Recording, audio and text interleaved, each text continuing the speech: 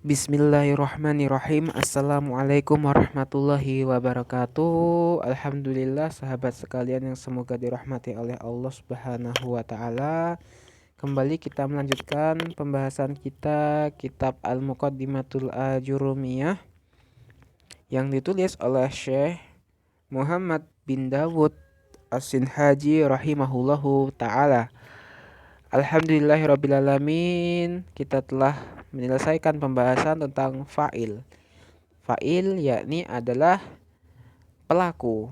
Jadi setiap kata kerja, setiap fi'il dalam bahasa Arab itu pasti memiliki pelaku. Setiap kata kerja dalam bahasa Arab memiliki fa'il atau pelaku. Seperti itu. Jadi tidak ada pekerjaan yang tidak memiliki yang mengerjakan. Jadi setiap pekerjaan pasti ada yang mengerjakan. Kita telah contohkan kemarin misalnya doroba zaidun. Doroba fi'il madi. Dari doroba yatribu telah memukul. Kemudian zaid itu sebagai apa? Sebagai orang yang memukul. Nah, jadi doroba itu pekerjaannya, zaid itu pelaku yang melakukan pekerjaannya. Melakukan apa berarti melakukan doroba, melakukan pukulan. Maka dibacanya rofa, tanda rofanya dengan domah karena isi mufrad, maka dibaca zaidun, bukan zaidan, bukan zaidin, seperti itu kemarin. Nah, sekarang di sini penulis melanjutkan bahwa ada fiil yang dia itu tidak memiliki fa'il. Fiil tidak memiliki fa'il, tidak memiliki pelaku. Ada pekerjaan tetapi tidak disebutkan siapa yang mengerjakan. Baik. Kita baca terlebih dahulu. Bismillahirrahmanirrahim. Qala al-musannifu rahimahullahu taala wa nafa'ana bi ulumihi fid dharaini. Amin ya rabbal alamin. Babul maf'ulil ladzi lam yusamma fa'iluhu. Bab maf'ul yang tidak disebutkan fa'ilnya. Nah, di sini penulis mengatakan bab maf'ul yang tidak disebutkan fa'ilnya. Ini dikritisi oleh para ulama nahwu bahwasanya istilah ini terlalu panjang dan lebih ringkas dan lebih bagusnya adalah sebagaimana yang disebutkan oleh Ibnu Malik, yakni naibul fa'il. Jadi maf'ul yang tidak disebutkan ini, al maf'ul ladzi lam yusamma fa'iluhu, itu bisa dikatakan juga sebagai naibu fa'il. Naibu fa'il. Naibu fa'il. Naib artinya pengganti. Naib itu pengganti. Jadi penggantinya fa'il. Jadi nanti ada kata kerja, dia itu tidak memiliki pelaku, tidak memiliki fa'il, tetapi dia memiliki naibul fa'il, memiliki penggantinya pelaku. Nah, baik. Nah, di sini sebelum kita teruskan, untuk mempermudah saya akan berikan sebuah gambaran terlebih dahulu. Bahwasannya dalam bahasa Arab ya, dalam bahasa Arab itu ada bentuk fiil ada dua ya. Sebenarnya fiil terbagi menjadi beberapa macam, tetapi di sini berdasarkan pembahasan kita ini saya akan bagi fiil menjadi dua. Yang pertama ada yang fiil namanya itu fiil maklum, fiilnya namanya fiil maklum, dan yang kedua fiilnya namanya fiil majhul. Fiil majhul. Fiil maklum, maklum itu artinya aktif, kata kerja aktif. Maklum itu kata kerja yang aktif. Adapun majhul itu kata kerja yang pasif. Nah, baik, maklum itu kata kerja aktif, majhul itu kata kerja apa? Pasif. Sampai sini paham teman-teman ya? Dalam bahasa kita pun ada gitu, seperti itu. Nanti akan saya contohkan. Nah, dalam bahasa Arab istilahnya fi'il maklum dan fi'il majhul. Kata kerjanya aktif dan kata kerjanya pasif. Nah, kita ke yang aktif terlebih dahulu. Kita ke yang maklum. Sekarang kita akan yang ke maklum. Fi'il maklum adalah sebagaimana yang telah kita ketahui bersama-sama. Contohnya doroba. Nah, doroba ini kata kerja aktif. Doroba atau koroa, koroa, jalasa, jalasa, Sajada. Nah, berarti kan ini kata kerja yang sering kita ketahui, sering kita dengar, ya kan? Sering kita hafal, mungkin ada yang sudah hafal sorop. Bahwasanya ini kata kerja maklum. Kata kerja maklum adalah kata kerja aktif. Nah, ketika dia kata kerja aktif, kalau kita terjemahkan itu diimbuhi atau awalannya adalah me, me, me atau ber, me atau ber. Contoh, saya akan ambil contoh. Misalnya eh, koroa, koroa,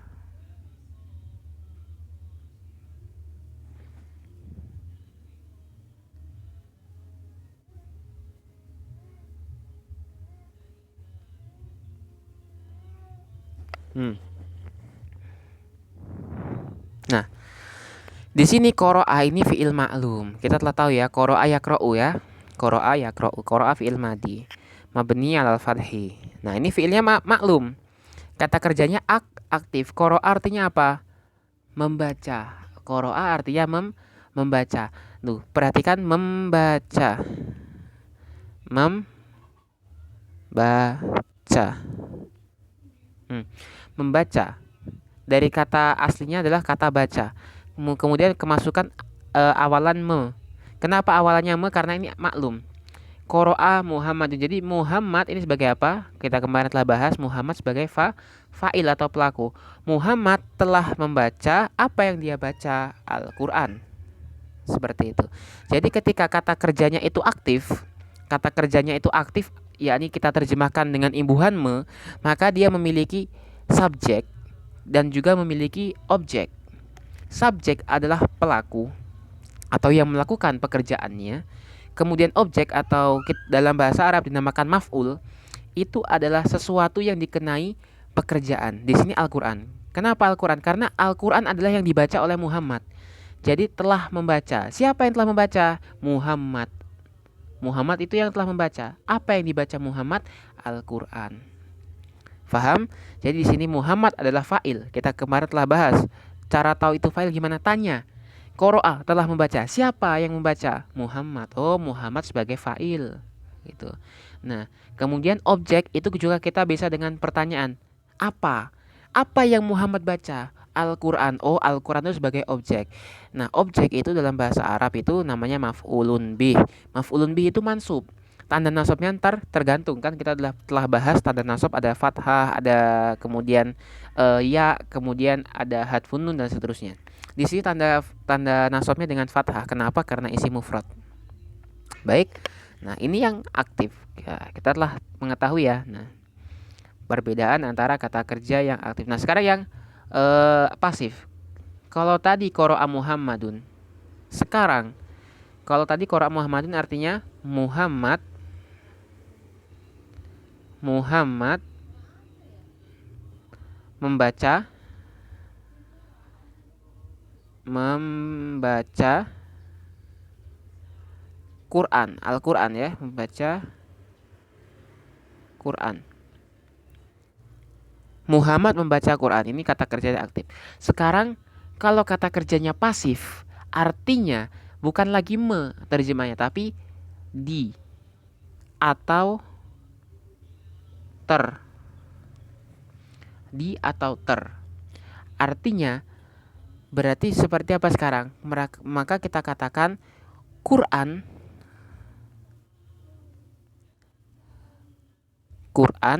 dibaca. Quran dibaca. Perhatikan, ini dua kalimat ya. Muhammad membaca Quran, kemudian berubah menjadi Quran dibaca. Ini kalimat yang atas, kalimat aktif. Karena membaca itu aktif, me atau ber. Muhammad membaca Quran, aktif.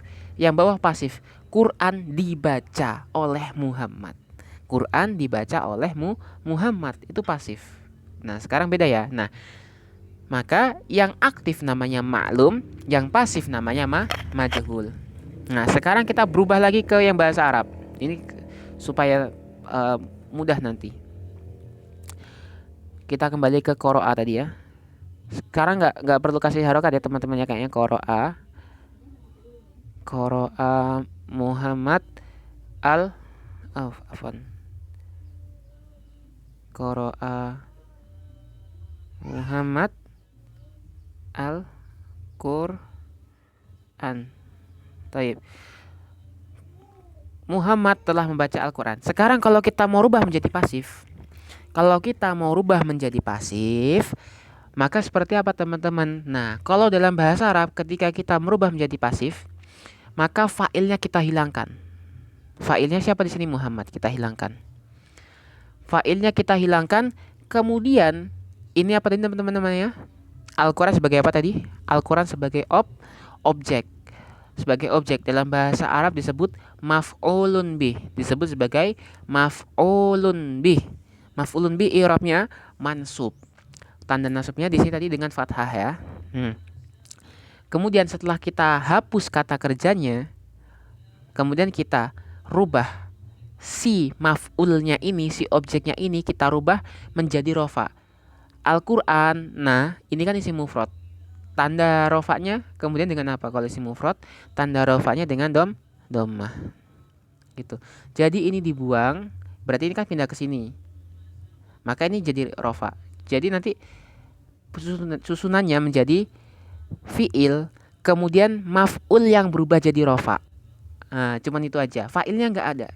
Tapi cuman fiil, kemudian langsung maf'ul yang dia berubah menjadi rofa karena dimajukan di tempatnya fa'il. Kan normalnya fi'il, kemudian fa'il yang marfu, kemudian maf'ulun bih yang mansub. Tapi di sini fi'il dihapuskan fa'ilnya, kemudian maf'ulnya dimajukan, kemudian berubah menjadi marfu seperti itu. Nah, jadi sekarang kalau seperti ini artinya Al-Quran telah dibaca. Kalau tadi qara'a Muhammadun Al-Qur'ana, itu Muhammad telah membaca Al-Quran. Tetapi kalau di sini menjadi Al-Quran telah dibaca.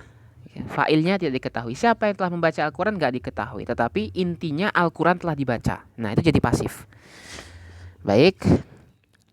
Tetapi kita akan lihat berikutnya. Fa in kana al-fi'lu madiyan. Apabila fi'ilnya itu madi, dumma awwaluhu wa kusira ma qabla akhirih. Maka didomahkan awalnya dan dikasrohkan sebelum akhirnya. Dikasrohkan apa yang sebelum akhirnya. Contoh kita ambil misalnya tadi itu qara'a. Ini kan fiilnya, kan fa in kana al-fi'lu madiyan. Ini kan fiilnya madi ya. Qara'a ini kan fiil madi tadi saya contohkan. Harokatnya kan gini, qara'a, fathah semua. Maka kita rubah. In kana fi'lu madiyan apa? Dhammahkan awalnya. Awalnya mana? Qaf. Awalnya qaf, maka qafnya kita dhammah. Ku, jadi ku. Wa kusira ma qabla akhirih, dan dikasrohkan apa yang sebelum akhirnya. Akhirnya kan a di sini. Hamzah ya, hamzah. Sebelum hamzah apa? Ro, maka ro itu dikasroh karena sebelum hamzah. Jadi ku ri'a.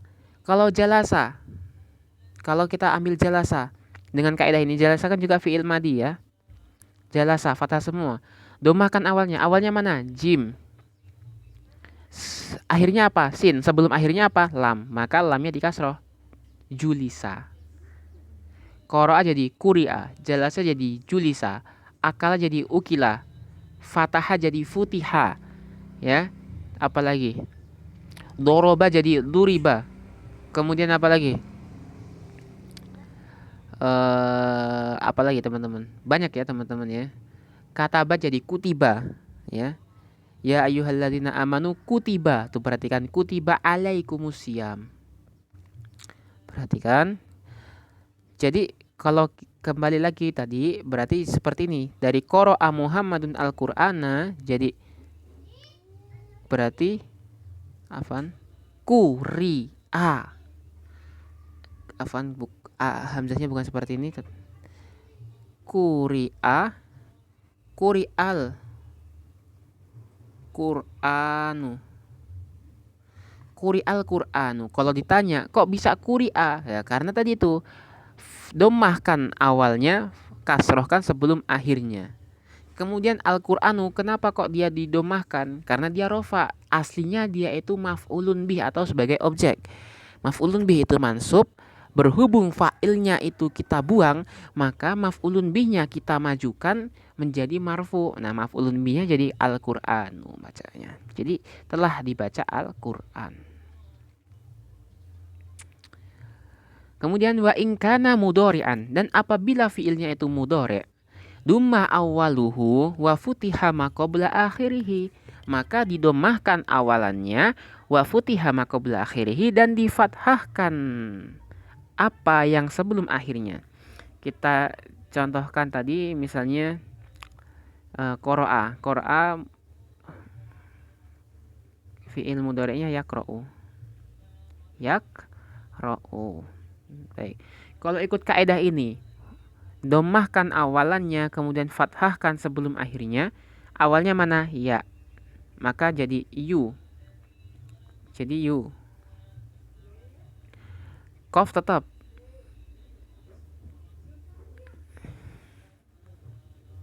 Qaf tetap sukun. Kemudian akhirnya mana? Akhirnya kan hamzah. Sebelum akhirnya apa? Sebelum akhirnya kan ro. Maka jadi kita fathahkan ro-nya, berarti kan karena dia sebelum akhir jadi yukro. Hamzahnya tetap rofa, yukro'u.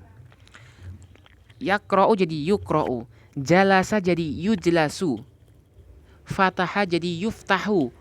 Yaktubu jadi yuktabu. Kemudian apa lagi? Yakulu jadi yukalu. Yadrusu jadi yudrosu. Yashrobu jadi yushrobu. Kemudian apa lagi? Yarfa'u jadi yurfa'u. Banyak ya? Banyak. Jadi seperti itu. Domahkan awalannya, fathahkan sebelum akhirnya. Jadi kalau kita bentuk dari fi'il mudhari berubahnya jadi yukra'u, yukra'ul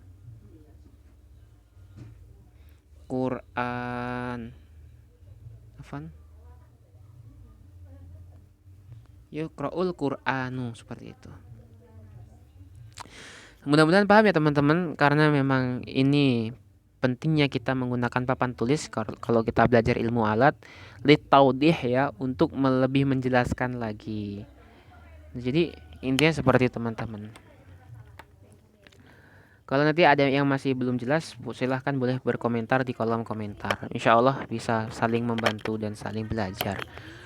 Kemudian beliau menjelaskan wa huwa ala qismaini, dan huwa ini kembali kepada al-maf'ul ladzi lam yusamma fa'iluhu ala qismaini, dan naibu fa'il itu terbagi menjadi dua jenis, qismaini. Zahirin wa mutmarin, terbagi menjadi zahir dan mutmar. Mutmar itu lawannya zahir, yakni domir.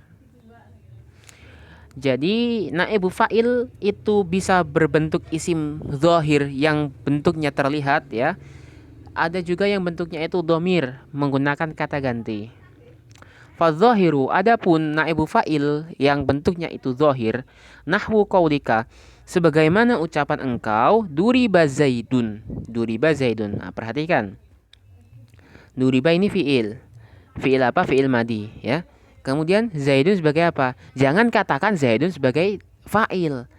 Meskipun dia rofa. Kita kemarin telah bahas ya kemarin bahwasanya fi'il setelahnya ada isim rofa jadinya fa'il. Enggak, di sini bukan sebagai fa'il tetapi sebagai naibul fa'il. Naibul fa'il. Kenapa bisa seperti itu? Kita lihat dari ini apa namanya, fiilnya. Fiilnya sigoh atau bentuk pola wazannya seperti apa?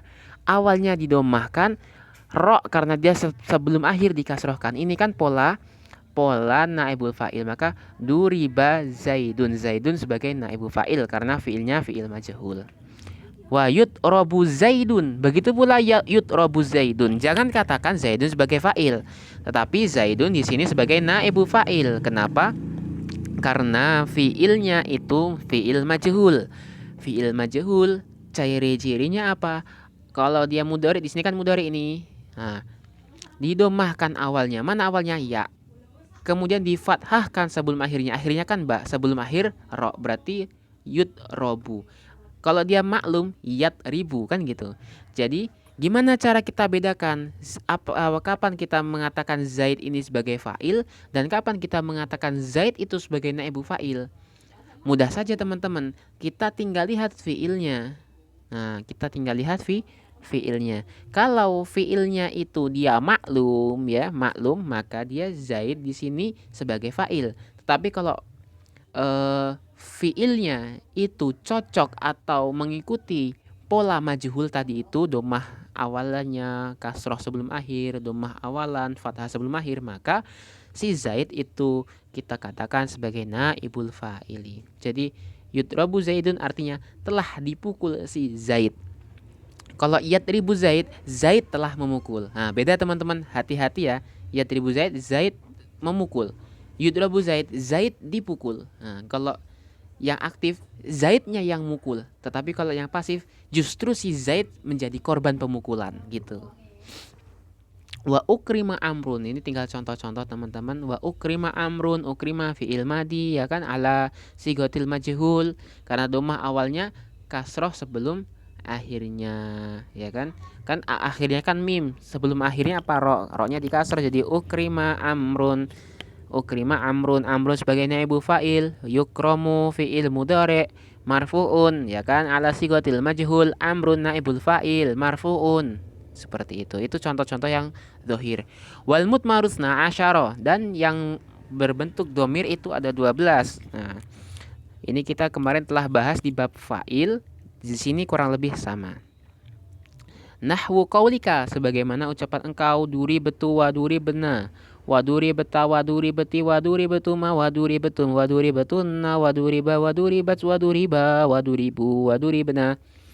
Nah, di sini kemarin kita katakan bahwa tu, kemudian na, ta, ti, tuma, tum ini sebagai fa'il. Di sini jangan katakan sebagai fa'il teman-teman sekalian. Kenapa? Karena kita harus fokus juga kepada bentuk fi'ilnya. Fi'ilnya lihat. Fiilnya itu berbentuk pola majhul, pola pasif, maka ya bukan fa'il namanya, menjadi naibul fa'il. Jadi duri betu, saya telah dipukul, duri bena, kita telah dipukul, duri beta, engkau telah dipukul, duri beti, engkau perempuan telah dipukul, dan seterusnya. Waduriba waduribat sama saja, waduriba waduribu waduribena. Nah, seperti itu teman-teman sekalian. Sudah 23 menit. Jadi khulasoh atau kesimpulannya, bagi teman-teman sekalian, kita harus paham konteks kalimatnya. Kita harus paham konteks kalimatnya. Jadi font apa ini? Jadi teman-teman sekalian, ketika kita menemukan fiil, selain kita harus mengetahui dia itu marfu, mansub atau majzum, kita juga harus mengetahui apakah dia ini fiilnya maklum ya, ataukah dia itu fiilnya majhul. Jadi itu kuncinya di situ. Kalau di situ saja nggak paham, bisa dipastikan bacanya nanti salah, dan mengartikannya pun juga salah. Salah. Jadi bagaimana cara kita membedakan fiilnya itu majhul atau maklum? Tadi itu coba kita lihat apakah fiilnya itu seperti kaidah fiil yang majhul. Kalau seperti kaidah fiil majhul, maka dia majhul. Kalau tidak seperti itu, maka dia maklum. Jadi selain kaidah fiil majhul, maka dia fiilnya maklum. Tadi kaidah majhul apa? Kalau madi, dia didomahkan awalnya, di kasroh sebelum akhirnya. Kalau dia mudhari, didomah huruf awalnya, kemudian difathahkan huruf sebelum akhirnya. Nah, kalau suatu fiil itu tidak cocok atau tidak seperti pola tersebut, maka dia fiilnya fiil maklum, maka dia memiliki fa'il. Dan kita wajib cari, kita wajib tanyakan. Siapa, kan kita tanyakan seperti itu. Siapa yang mengerjakan? Tetapi kalau fiilnya mengikuti pola majhul, maka tidak ada yang namanya fa'il, tetapi memiliki naibul fa'il. Seperti itu. Barangkali cukup sampai di sini dulu teman-teman sekalian. Insya Allah mudah-mudahan bermanfaat. Kita masih tersisa beberapa bab lagi. Kalau sampai di sini teman-teman di bab ini belum paham, insya Allah nanti kita akan bahas lagi di kitab yang berikutnya. Mudah-mudahan paham. Jadi memang mempelajari suatu fan ilmu itu tidak mungkin langsung akan paham teman-teman sekalian. Kita perlu yang namanya istiqomah dan kesabaran. Jadi memang belajar itu dia murattab ya, tersusun. Ya, dia nanti ada tingkatan-tingkatannya. Nanti sekarang di sini belum paham, tetapi nanti ketika kita pindah ke kitab berikutnya, kita akan paham kitab sebelumnya. Meskipun nanti kitab yang kita kaji pun kita belum paham di situ. Jadi begitu. Ketika kita naik ke berikutnya, kitab yang telah kita pelajari kita baru paham. Nanti seperti itu terus. Jadi nanti mungkin setelah bahas ini kita bahas syarah Kafrawi misalnya. Ketika kita bahas Kafrawi kita paham jurumnya. Ntar kemudian kita naik ke Qatrun Nada, syarah Qatrun Nada. Ketika kita bahas syarah Qatrun Nada, mungkin nanti kita akan paham Kafrawi. Kemudian setelah itu kita ke Ibnu Aqil. Setelah Ibnu Aqil kita baru paham Qatrun Nada. Seperti itu. Belajar tuh seperti itu. Jadi intinya sabar dan istiqomah. Mudah-mudahan bermanfaat dan selalu dalam lindungan Allah Subhanahu wa taala. Barakallahu fikum. Segala kesalahan datangnya dari diri kami pribadi dan segala kebenaran itu mutlak hanya milik Allah Subhanahu wa taala. Kepada sahabat semua saya memohon maaf atas segala khilaf dan kesalahan, dan kepada Allah kami memohon ampun yang sebesar-besarnya. Kami akhiri, wassalamualaikum warahmatullahi wabarakatuh.